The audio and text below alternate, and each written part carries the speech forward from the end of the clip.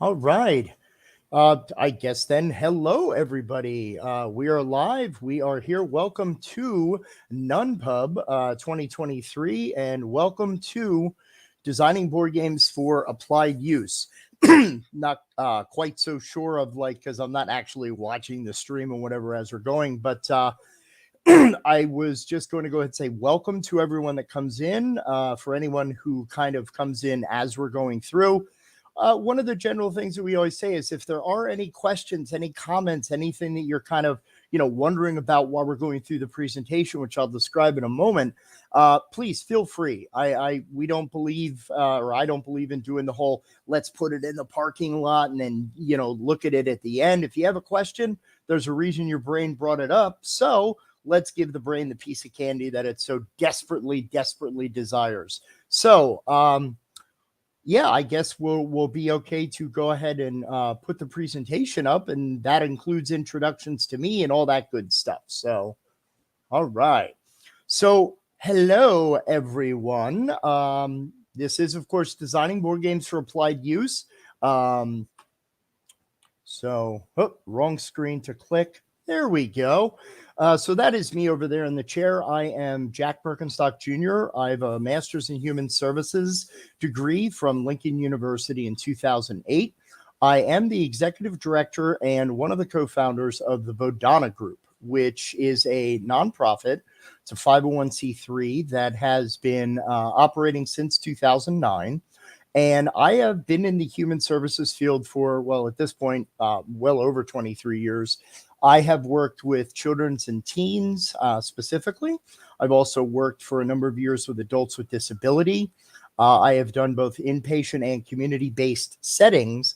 And one of the things about Vodana, just for you to know, is that we utilize tabletop games, whether board game or RPG, in educational, skill building, and therapeutic purposes. So personally, I've been a role-playing gamer since the age of 12. I'm 50 now, so that's a lot of years behind the screen. And I've also been an avid board gamer probably since I was like 6 or 7, and I, played my first game of Uncle Wiggily. So, yeah, gaming a big part of my life, huge part. And here's some of the stuff that we do in Vodana. We run role-playing game groups for therapeutic benefit. This is folks who are autistic. This is people with anxiety, depression, behavioral challenges, you name it. We'll structure a group for it. We also run different board game programs. This includes also consultation and training. One of the things that I always mention is if you are a game designer and you're looking for an agency to look over your game, that if you're interested in therapeutic potential, we do consultation work to help you kind of address maybe concerns, design elements, how you approach different areas of game design to make sure that the goals are matching what you want to put out to the people that you're attempting to reach. So part of that is the reason why I'm doing this presentation. We also are a sponsor of the regular NPub that will be happening in March this year. So you can also see us there. We will have a booth, and we'll also be playtesting some games ourselves. We had the Vodana Brigade, which is partnerships that we launched with local game stores to try to talk about the beneficial aspects of gaming to parents, teachers, community members in general. We have our own Twitch and YouTube, links at the end. We also annually run the Save Against Fear convention. It is held in York, PA. It will be November this year, second weekend of the month, and it is a 3-day game con. We just started last year having an unpub presence. So again, links at the end. You can reach out to us. I want to do all my various, this is what we do. And if you go on to Drive Through RPG, we have a series of books called the Wizards, Warriors, and Wellness series. These are books talking about the beneficial aspects of not only role-playing games, but also tabletop board games. It's a great, great set of books. They're primers. They're very brief, short books. You can get those all in either print version or PDF format. Yeah, I think that's kind of all of my main things. And like I said, please ask any questions that you might have during the broadcast. I have a comments feed here that I can see. Don't feel shy about, throwing up the virtual hand and asking what you feel. So What we're going to do today, or what we're going to be talking about, is recognizing some of the inherent benefits for skill building and development from the hobby of tabletop. We all know that this is a fun hobby. This is part of what got us into it, right? Was our interest, not only playing the games other people make, but you've also made this decision to create your own games. So we want to talk about, and we always talk about, to parents, educators, therapists, etc. These games are more than that. They're more than just fun, which is how we get kids in. But we're going to talk about what some of the other benefits, at least from the Bodhana perspective. Then we're going to describe how designing and targeting some of these skill areas that games focus on can actually hold a potential increased sales appeal or market appeal for you as a game designer. It's not that you're going to dive whole hog into this, because one of the truths that we've kind of identified is traditionally educational and skill build games or therapeutic games, they are snooze fest. They are typically totally boring things. They are typically fall into one of two categories. It's either a roll and go, which everybody knows what those are. I mean, it's not a roll and write. It's a roll and go. You roll the dice, you move a couple of spaces on a very linear board. You do the thing that the space tells you, collect a card, whatever. Yay, everybody wins, right? Also, it's pretty much Scruples. If you're not old enough to know what this game of Scruples was, it was a series of like, here's cards that are designed to get people talking and conversing with each other. Those are typically what we face in the area of what therapeutic or educational board gaming are. However, what we do is, and this is part of our objective, we want to give you an understanding of how different modern tabletop games are used to address or assist with different therapeutic and educational goals.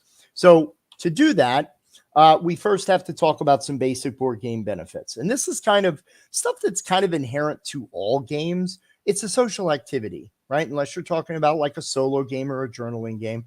You're gaming with other people. You're engaging in this, not even focused conversation, but just, general shooting the breeze around the table.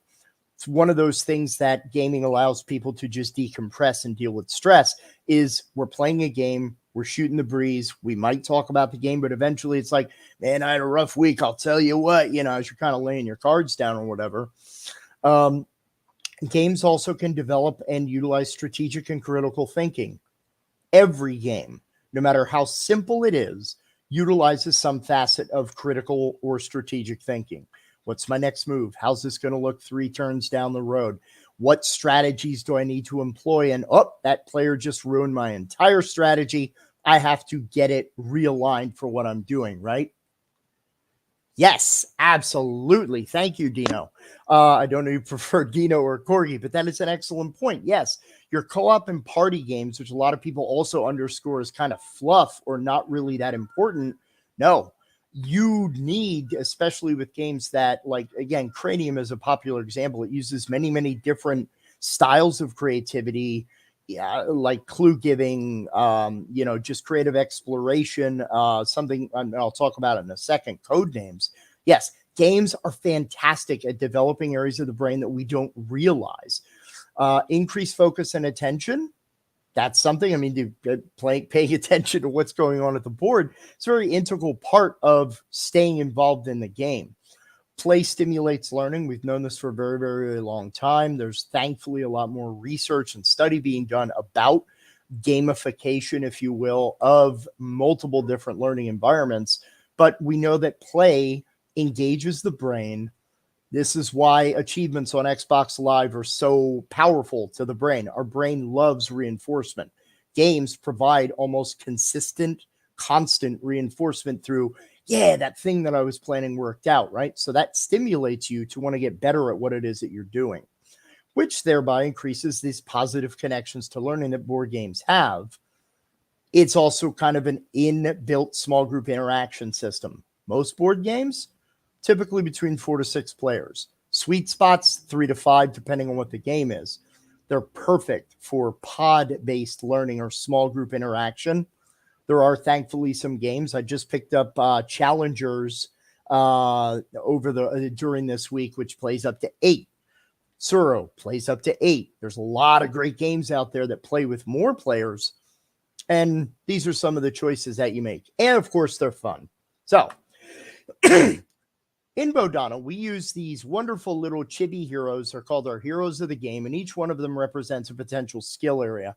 I'm not going to go into like an incessantly long description of all these different areas because, again, it's kind of an overview. The main focus is what do we do or what do you do as far as a designer to see how you can kind of tap into this to increase either the marketability of your game, the sellability of your game, or the appeal of your game to different folks. Because here's the areas. Let's break them down. So first of all, we have 2 of our heroes here. There is Krista, named after Krista McAuliffe, the teacher who tragically lost her life in the Challenger explosion. But these are educational games. These are things that can focus on very basic things like math, reading, writing, comprehension, or with certain games that are either themed or, designed, they can touch upon social studies or history components as well. Some of these, like Freedom, the Underground Railroad from, I can't remember the game company off the top of my head, but this deals very much with, slave catchers, the slave trade, the abolitionist movement, and they actually have guides for teachers on how to incorporate that game into their lesson plan. It's fantastic. We also have social skills games represented by Mr. Meeple, and this is building these relationships, working on things like social cues, interactions, verbal, and of course, nonverbal communication, which, fun fact, nonverbal communication makes up 83% of our communication. What we say is only 17% of what we communicate. Everything else is nonverbal. And here are a couple of games that we actually utilize in our trainings for educators and therapists. This is, again, the new stuff. So we have Planet by Blue Orange Games. It's an excellent game that is very tactile. It's very fun. You have these little tiles that you put onto these 12-sided area. Thank you, Academy Games. Yes.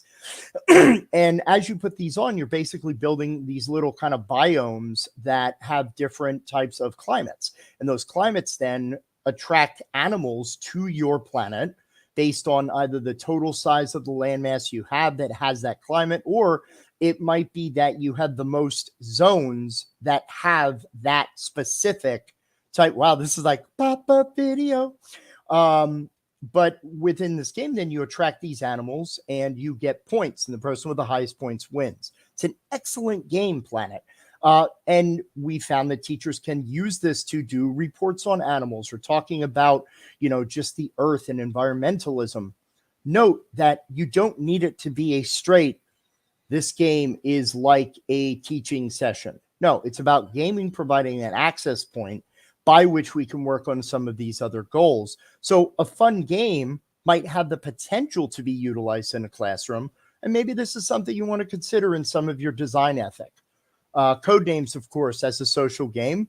You're working in teams naturally. Everybody knows Codenames, right? You're trying to basically guess what the names are on the board. Now, additionally, by kind of guessing these code names and these words by signaling a single one-word clue, as well as how many cards you're referencing, it's also a way that you're engaging people in conversation, because you have to figure, well, he could have meant this, or she might have meant that, or, they might have been signaling this. So it's a very great way that doesn't put like a lot of pressure on social engagement. But as you will find, part of our process is when we look at games to use in programs, what do you need to do to be able to successfully play this game and be not only competent, but develop mastery over time in a specific game? If you can analyze that within the context of what you're developing, or even design intentionally with that in mind, you could really do some powerful stuff about obtaining and marketing or presenting to this unique audience. Just making sure I don't miss any other private messages. But again, questions or comments, please keep them coming. Love the interaction thus far. So here we have Meta, who is our hero representing empathy or perspective taking. So this is authentic listening, emotional intelligence. And then the cognitive versus emotional empathy. You know, are you thinking through what someone else might be going through? Or are you feeling what that other person is going through? Then we have Alice, our little one lovely little cowgirl. She represents creativity. This could be storytelling games, self-expression. That self-expression then eventually helps lead to self-confidence, getting accolades for the things that you're creating, whether it's song, sculpt, draw, speech, what have you. Games obviously can be tailored to kind of highlight creativity. And again, these are just some games that we utilize for this, but Pictures we have found is an incredible perspective taking game. Basically, within this game, you have 5 different ways to signal clues. You have basically sticks and stones, you have wood blocks, you have like a string, you also have little colored blocks. And the whole idea of this is, yeah, it's an incredible game, is that you secretly, as a clue giver, get one of these cards on a 4x4 grid, and it is your job, using one of your assigned clue giving methodologies, you have to clue your players in to be able to say, what do you think I'm trying to indicate to you?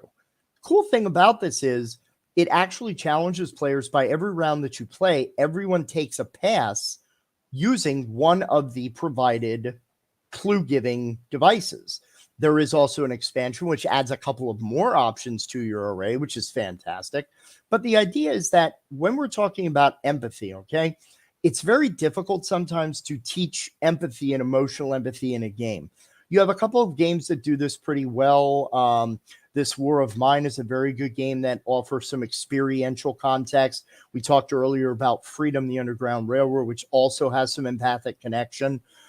We also talk about things like even the Crossroads systems that's utilized in, oh my gosh, Dead of Winter, where you have to make like various moral choices throughout the system or fabric of the game. So you're kind of dealing with some of that moral reasoning, talking about like situational, components of things that happen to people.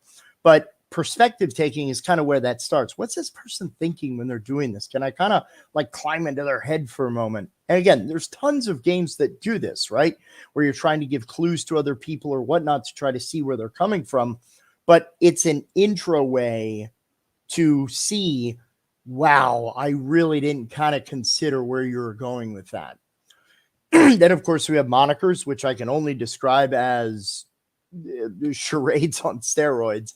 It's Monikers is an excellent game where basically it's played in 3 rounds.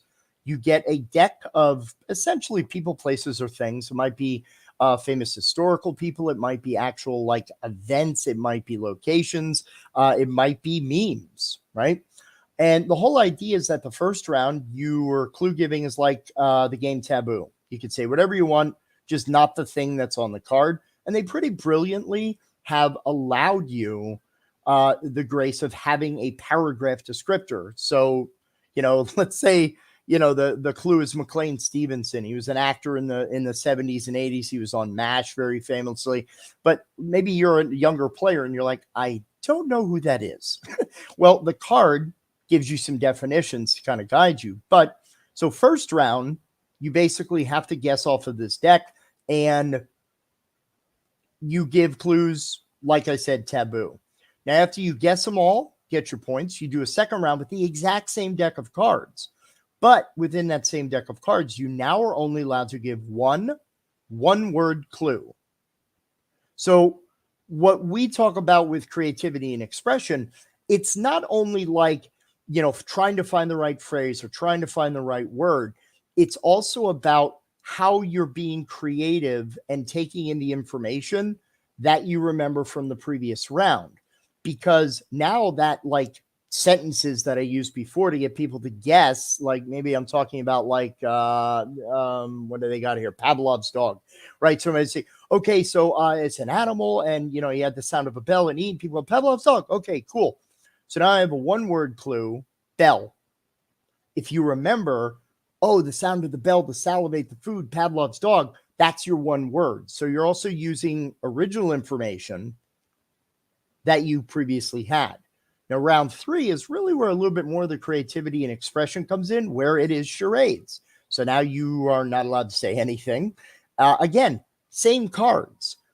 Fun fact, we actually use monikers in a lot of our corporate team building events and team bonding events that we run, because this is a great way to also improve things like communication, listening skills, focusing skills, and some of the way that people demonstrate and run some of this. You can create some very funny, indelible moments, which also is a way that we bring people closer together, right? Very good buddy of mine, one of my favorite designers, Kurt Covert from Smirk and Dagger, Smirk and Laughter. Kurt and I did a presentation years ago where we talked about therapeutic benefits of take that mechanics. And part of it is, even if it's that, you got me, you're still creating that memory. You're still creating that moment with other people that you can then go back and reflect upon. So again, one of the other through lines that you're easily going to see already is these games don't only do one thing. It's very rare that you will find a board game that is only critical thinking or only this. That's why, when we go to like a Board Game Geek page or whatever, talking about a game, there's like 7 different mechanics that are listed and multiple different skills. That's okay. We can take advantage of this, and we'll show some examples later where companies do take advantage of this in their marketing and promotion of their games. Specifically, there's a lot of companies that do this, and it's just kind of food for thought for you, right? Loving that you are loving the games that we're recommending here. All right, so we have Hawk, obviously named for Tony Hawk. That's our little punk skateboard gal. Well, I don't know. She does all kinds of extreme sports. But Dexterity, these are games that focus, of course, on manual dexterity, refined motor skills, could be gross or fine, and movement awareness, right? So these are games like either your flick games, your throw games, your aim games, what have you. Then Tesla, who is our steampunk pirate, he's all about initiative, which is risk-reward mechanics, taking a chance on a strategy that may or may not work out for you. So this develops things like independent thinking, what we call rational persistence, like it's kind of staying in there if you have the chance to do this or if it's benefiting you to kind of move forward. Then we also, of course, have risk-reward mechanics. A very big developmental marker for a lot of people is this idea of taking a chance, because this is where we try new things when we kind of operate for unique circumstances. We have a lot of people that we work with who are afraid to make the wrong choice or afraid to make a mistake. So, we jokingly refer to like, come on, dude, it's your turn. Come on, dude. Analysis paralysis. But for some people, that's actually a cognitive thing where they are, or a behavioral thing where they're so worried about the wrong choice. Risk reward games kind of help people practice that take a chance ideology. And it's very developmentally beneficial for specifically young children. So here's our games. Astro Trash, one of my absolute favorite games of this. If the pieces are kind of weird to you and you're like looking for a good family-friendly game, if you have any folks who are into Bob's Burgers, there's another version of Astro Trash, which essentially is you have burger ingredients in each of your little trays are the Bob's Burgers characters. But Astro Trash essentially does a lot of things. First and foremost, it's a very fast-paced dice and dexterity-based game. You see here an example of a planet, which is each player's play space, and you have a bunch of junk on it, which is represented by differently shaped plastic pieces. So when you roll those die, one tells you what you're moving, another die tells you how much of what you're moving, and then your third die tells you where you're moving it to, either to the player on your left, player on your right, in the sun, which is where it now leaves the active play area, or wherever you want to put it, right? So it's a very fast-paced game where your whole goal is to clean your planet.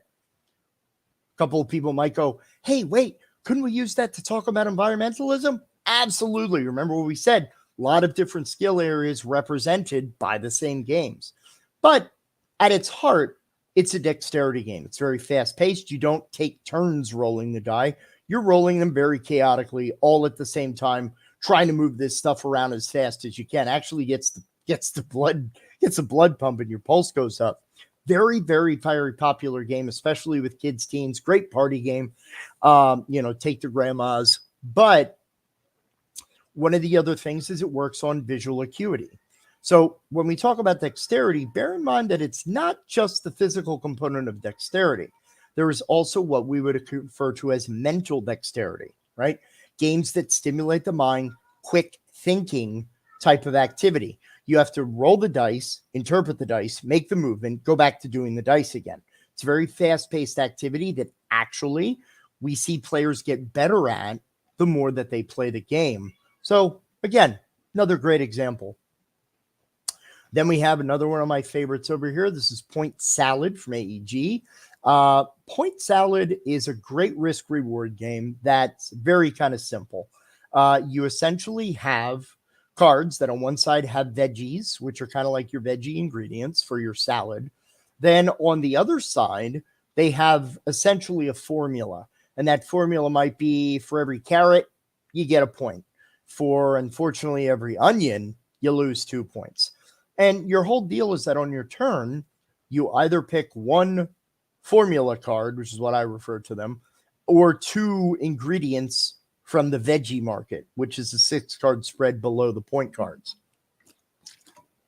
Your whole idea is you're there to collect the ingredients that trigger off of each of your individual formulas for points to get the highest point value towards the end of the game. It's very ordered. People go in turn order.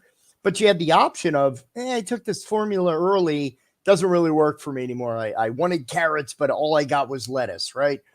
That's okay. You, on your turn, can have the free action of flipping that point card into the ingredient, which, as you could see, great card economy here. The ingredient or the veggie is printed in the little triangle on the corners of the card. So you also can take stock of your resources as the game's going. And it mixes some critical thinking because all of your stuff is in front of everybody. So I know what points my opponents are going after. I know what points I'm going for, and I know what people have collected. Excellent game. Only takes about 15, 20 minutes to play. So we have Roe and Sagan. Roe, of course, is named after Mike Rowe from Dirty Jobs, and this is all about resilience, right? Now, we can talk about resilience applying to life skills and coping skills and general adaptability. But in gaming, of course, we're talking about I was working, towards this and this didn't happen. How do I deal with this change? Because that's one thing that we always want to build into board games so they're not very static. We want dynamic play. So we want things to change frequently, but not too frequently. So players have something to kind of graft onto. Now, additionally, we have Sagan, named after Carl Sagan, because there are billions and billions of games. But Sagan is all about critical thinking, which I kind of cheated earlier and said that that's in every game. But analysis, evaluation, deductive reasoning, that resource management or even worker placement, which to a point is risk reward, right? Like we said, these skills overlap on games. But here's what we train folks on. So we have Flux. I have the Marvel version up here, but of course there's 30 different versions of Flux. Love Looney. Thank you. This is a great game because the rules literally change. The game can change every turn, sometimes quite chaotically. We actually use this game a lot to help increase attention and focus for clients with ADHD or folks that are working on attention, because you miss one trick, you can lose the game. Then we have Ticket to Ride, which is a very simple intro game. Again, yes, I could easily say that Twilight Imperium is a critical thinking game, right? Of course it is. Chess is a critical. Checkers, Go. Again, all games are critical thinking. We like to pick games that also have attractability factors. This is a very colorful game. It's a very easy to pick up game. It's a very nice ambassador game. A lot of folks talk about Catan. Yes, definitely helped the field a lot. But Ticket to Ride, very accessible. Plus, they have so many different maps and alterations that they have that you could use this for geography, right? Excellent crossover for all of these. So those are the skill areas in the game. So now we're going to focus a little bit more on what exactly we do with this. So board games intentionally used, we, in what we do as therapists and capacity building, we target specific skills. So if we know a game has a certain skill area that it really, really, really relies upon for play, we'll use games intentionally to kind of, you need to work on a certain area or skill, here you go. It can generate discussion. So if we're working on some, social capacities, yeah, we will use games that we know engender folks to be more conversational. So we will then maybe select more co-op games as opposed to competitive games, because now these games naturally incur, again, it's not, okay, Becky, today we're going to be practicing your reciprocal communication skills. So to do that, no, we don't know. It's, hey, we're going to play, all y'all on the table, you like Harry Potter or Marvel. Okay, so we'll play Legendary or Battle for Hogwarts deck builder. Going with what we know will draw the client in, then allows the game to do a lot of the heavy lifting. We can introduce topics creatively as opposed to kind of forcing different topics. So yeah, you might want to do Axis and Allies before you're talking about like a World War II lesson, or, if you're talking about American history, you could play Founding Fathers. There are multiple versions of that. I'm not talking about the Jolly Roger. One Game Crafters LLC is where you can get the other Founding Fathers. It's a very great historical game. If you're very into history, it's awesome. It increases investment, can also be a creative downtime activity. This leads to what we call natural social supports. Social supports as a therapeutic modality approach, if you will. Literally, social connection is probably one of the most important thing in terms of mental health and healthy mental health promotion, because when we go through whatever changes are going through as a result of mental health or treatment or counseling or what have you, it is the support systems that we have that help to reinforce those. And they also, on a simpler level, they help us learn, like we learn social capacities through our social connection to others. It's where we learn, oh, I went too far on that statement that I made, or, oh, I asked too deep of a question, or, this is how other people feel in a different situation. So the idea of natural social supports, in a lot of our programs, we run a lot of board game events that are community events at local stores. And our goal is to talk to organizations who normally do what we call insular support. Those are like, we're here to support autistic folks. So we're going to do outings and we're going to go and we're going to hang out together, which is awesome.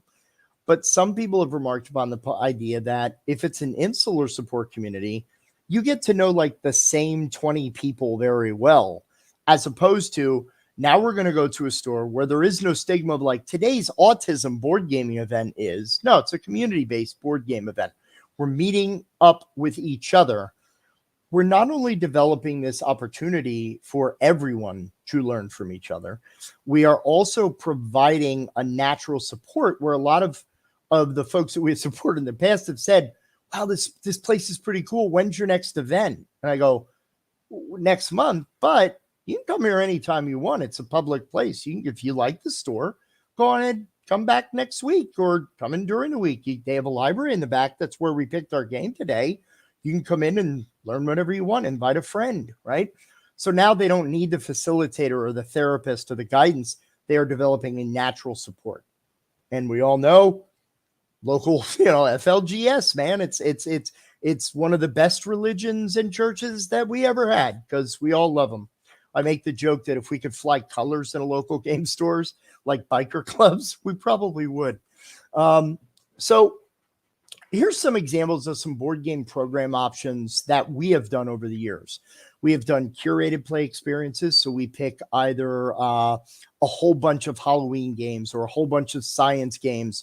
Genius Games is fantastic for science games. Love it.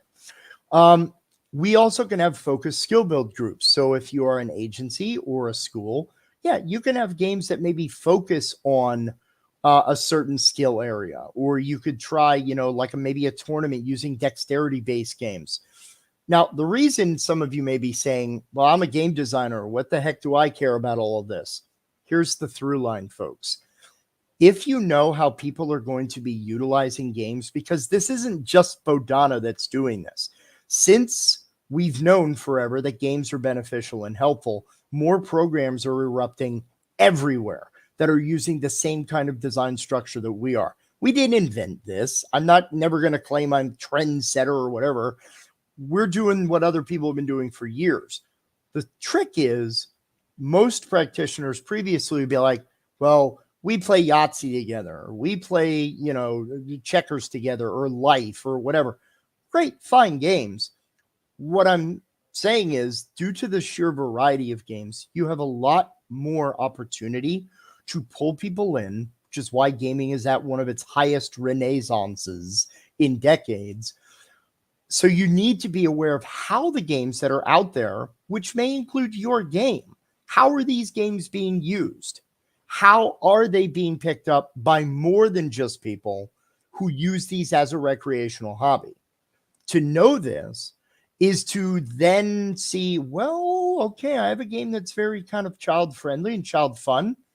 Maybe I could take this to like a PTA meeting or a PAT meeting, or maybe I could take this to a local game store and run like an educational thing, or, inviting different groups to kind of sample.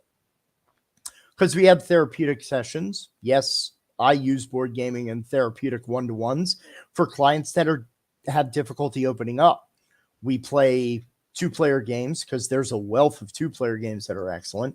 And as we play the game, kind of like shoot the breeze, if you will, we're just talking, because the game now is quote unquote a distraction. It's kind of why I always have a television or something in the background. I myself have ADHD, very severe. So I have a lot of strategies to kind of distract me so I can stay focused on what I'm doing.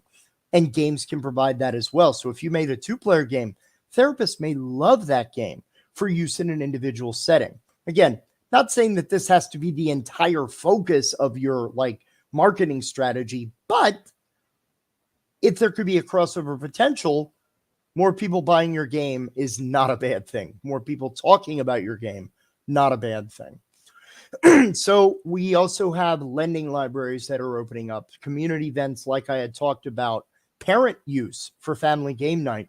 We actually run a presentation that we do from local game stores called Leveling Up Your Family Night, which is all about board games. And we run this in stores. We run this at local agencies. This picture, as a matter of fact, is from a store called 6 Feet Under Games in New Holland, Pennsylvania. And this is us playing board games as part of it's photosynthesis, obviously, from Blue Orange. But this is one example of just games that we would play with members of the community and other special groups that we've invited along. And it was immensely popular. We ran it for about 2.5 years pre-COVID. Folks are still a little nervous in some circles of the woods, but these are examples of what's happening out there. So our process, and I'm actually most of the pictures here, this is just another night at one of these board game events, playing High Noon Saloon, of course. So what we do in Bodhana, just to let you as designers know what most agencies who do this type of use of tabletop do. We play a game multiple times. We analyze what the tasks are that you need to play. Now, further, we assess the task frequency. How much of this? Because people could say, well, dexterity, yeah, you're grabbing dice, you're grabbing chits, so that's dexterity. Not really. It is on a minor level, but we want to assess the frequency of the task of how much of this game is critical thinking versus how much of this game is risk reward. By that, we can then assess what might it best be used for as we further evaluate age and cognitive level needed to play. There also are developmental level concerns. We'll talk about that in a sec. We look for any alterations that might be needed. If we're talking about players with an intellectual or developmental disability or delay, what adjustments do we need to make? Not every game company isn't making like we have like my First Scythe or my little side that might be called My First Castle Panic, Magic Maze for Kids. Like, yes, there are a lot of games that are out there that are designing quote unquote kid versions. But let's think about that from the perspective of maybe an adult with disability. I don't want to play a kid version of that game. I want to play the adult version. Why? Because I'm an adult, right? We never talk down to people. We always meet people where they want to be or where they are. So alterations that might be needed in terms of how we're teaching the game, or maybe even some minor changes of the rules. Note that for yourself design-wise, and then we determine the best use of it programmatically. So questions you might want to ask yourself as you're looking at this is, what skills are needed to play your game? Is it a straight up critical thinking game? Is it a trading game? Is it a social deduction game, right? What themes or content are in your game?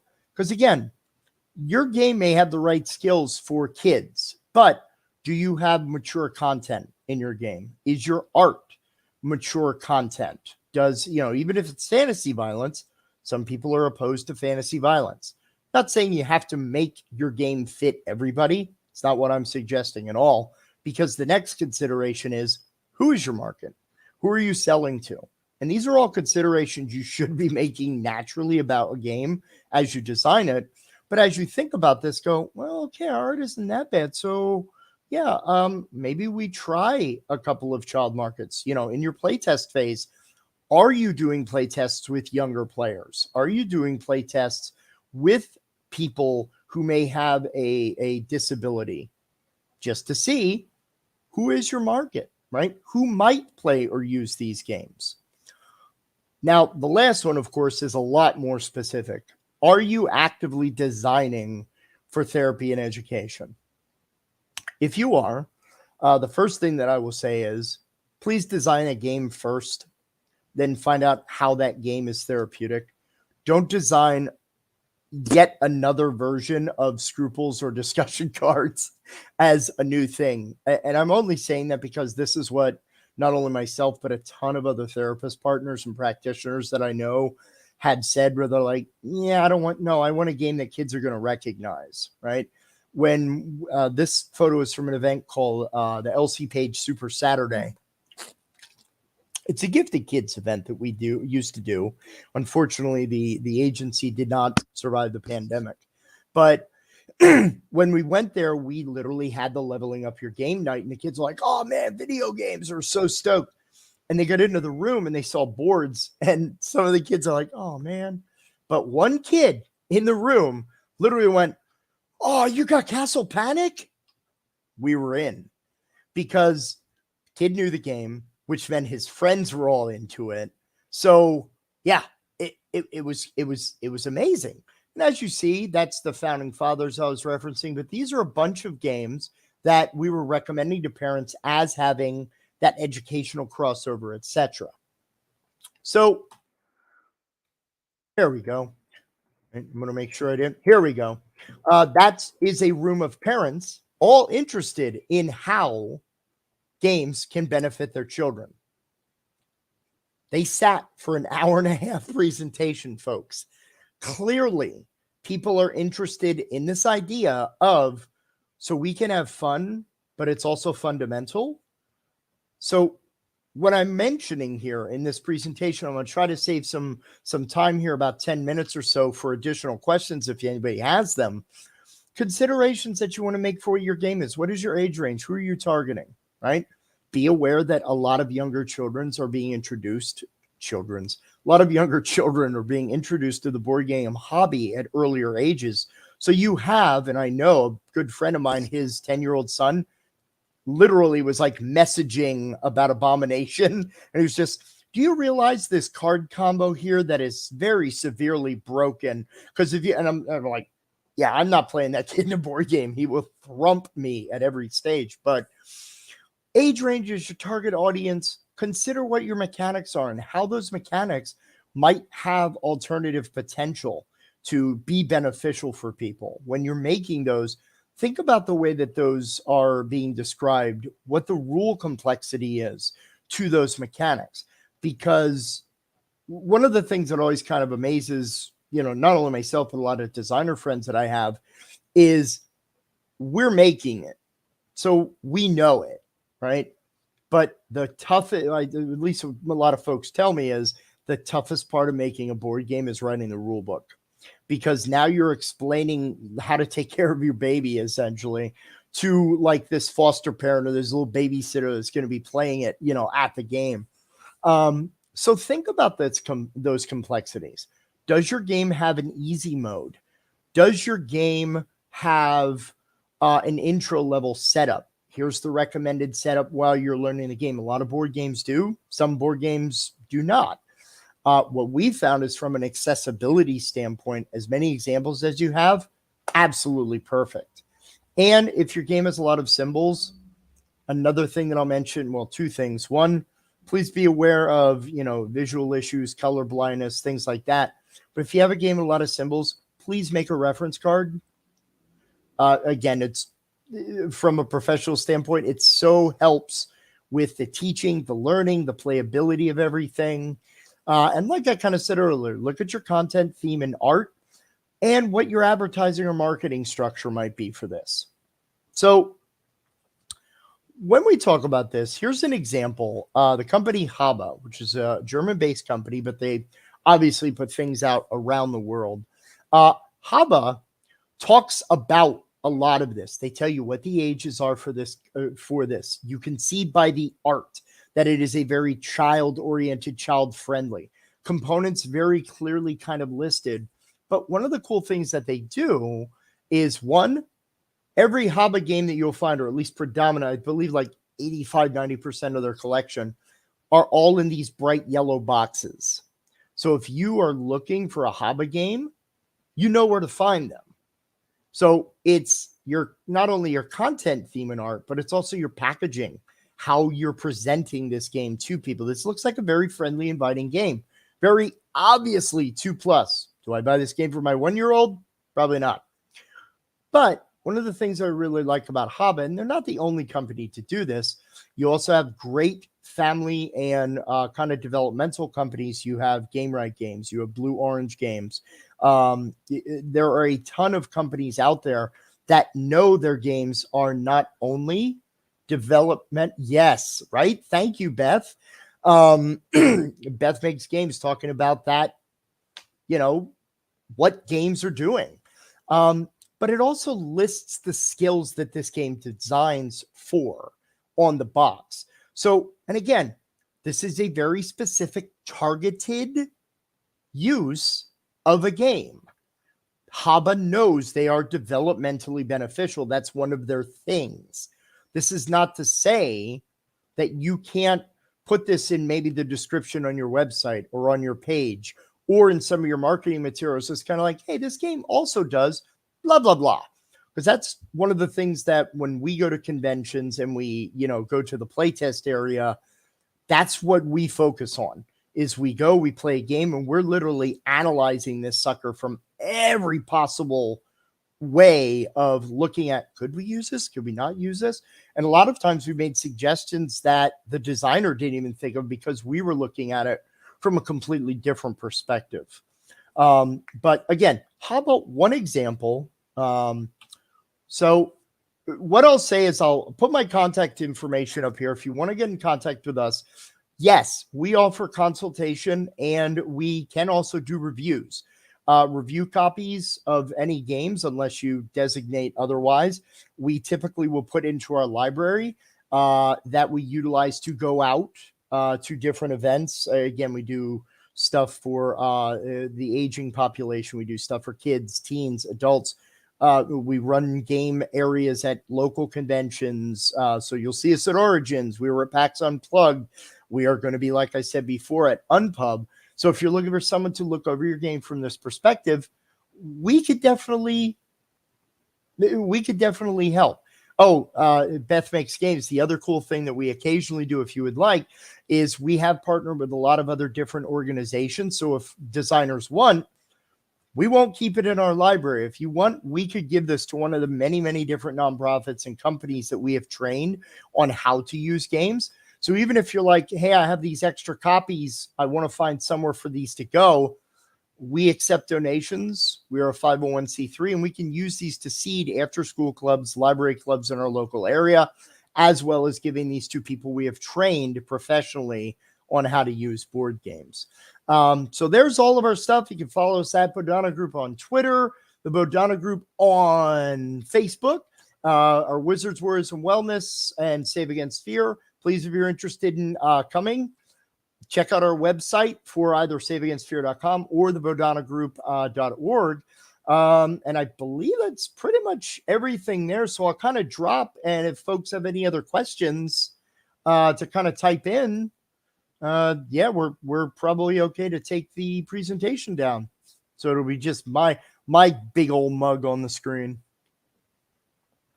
Hey, there we go. So does anybody else have any other questions or whatnot? Thank you, Beth. It's very important for us because we know that designers take a lot of time to make their game, and we know that it's also not cheap to produce a lot of these games. So we want to make sure that when donations are given to us, we are very clear about here's the options you have as a designer. We could use them as prize support. We could use them as play to wins at conventions, but we can also use them for donation purposes to other agencies. So we always want to work with designers, and yeah, we love the support from the community. We've gotten constant donation for the 12 plus years that we've run Save Against Fear. I think we have connections with about 78 different game companies, and we love indie game companies. We love the games that people don't know about, people don't hear about. These are our favorites. Okay. Yes. Excellent question, Beth. Are there any purposes, goals with games that are in particular need of highlight? There is a lot of focus right now with assessing the impact of quarantine and the pandemic on youth specifically. And even when youth themselves, there was a wonderful survey that was put out roughly about 9 months, 12 months ago from the Boys and Girls Club of America. And kids have reported that social skills are at a decline. That's kind of a no-brainer, right? Folks didn't really be able to get out, and social for 2+ years. But also conflict resolution, opening up and talking to other people, emotional recognition. So people might say, well, how the heck can a game really work on emotional representation or whatever? Well, very honestly, it can, because if we build a game that sometimes can be maybe very frustrating or has a lot of that take that mechanic, we sometimes use take that games intentionally to get a kid. It's a version of CBT, exposure therapy, where that game makes people frustrated, which then enables us to go, remember your coping skills. Do you feel yourself getting angry? What does that feel like? How does your body feel? How does your mind feel? Where are your thoughts going right now? So I would say conflict resolution, social skills engagement. I would also say taking chances. We have a lot of kids, and this is just residual anxiety that pretty much everybody in our population is facing. We are looking at a lot of folks who are very afraid to make a mistake. And we have a lot of kids who have a lot of pressure.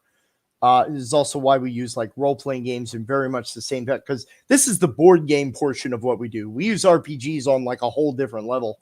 But that's also a very big thing that kids and teens have said they're having struggles with. Basically this idea of not wanting to either look foolish or make a mistake. And I'm kind of like, we all make mistakes. That's why we put rubber in the ends of pencils. That's why we have a backspace key and a spell check function, right?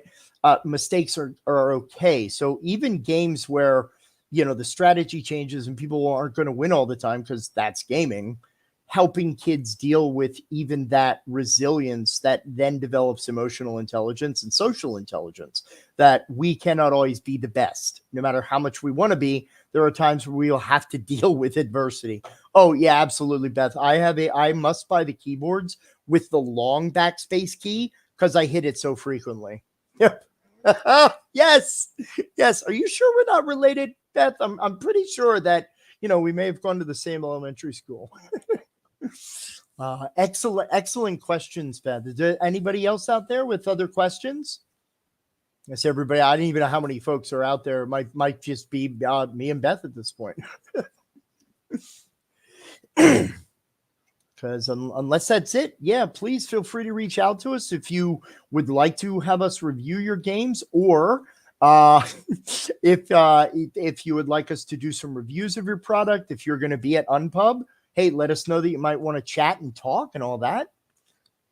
Oh, certain mechanics click better with teaching than others. I wouldn't say necessarily, like, I would say that mechanics that involve direct interaction with the components. Oh, thank you all as well. I would say that components and mechanics that work very well, like my card says this and I do it here to do the thing, like games that are less abstract are typically easier. So it's kind of counterintuitive. People think, oh, the more components, the more complex. To intro gamers, yeah. But I have found that it's less what the mechanic is, but how you can see the connectivity of the components and the mechanics as you go in. For example, the first time I ever learned Catan made me hate it for like 3 years.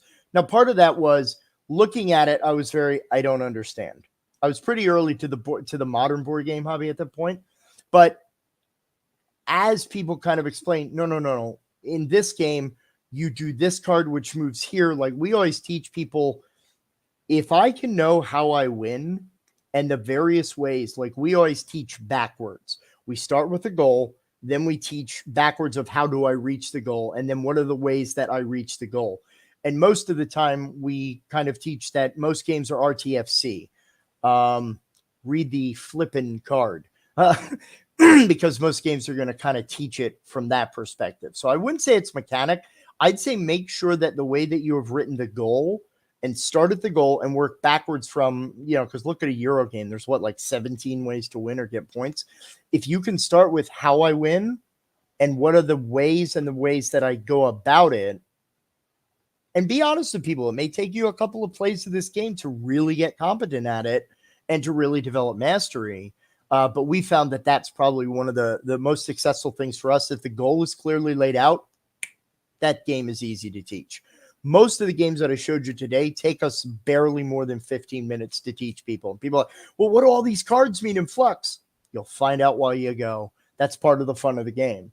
But every learner is different, so that's just our experience. So I hope that helps. Yeah, pretty much, Beth. Yeah, if you understand how to play, you will win. Yeah, I love Ark Nova. I have played that game 3 times. I still feel like I've just gone through a time jump on Quantum Leap. That I sit down, I'm like, what? I don't know to say. And all my friends are like, yeah, here you go. This is okay if it works for you. Yeah. So yeah, thank you all. Thank you, Nunpub, for giving me the space. And again, also we're looking at doing some other presentations at Unpub if you're going to be on the main stage, as it were. But yeah, please feel free to reach out to us at the Bodhana Group, thebodhanagroup.org, or you can just look us up on Facebook if anyone still uses Facebook, or Twitter. You'll find us. And Save Against Fear. Yeah, if you're a designer, we would love to have you at our Unpub stuff. That'll be November 10th through the 12th this year in York, Pennsylvania. So thank you. I believe that's my time, right?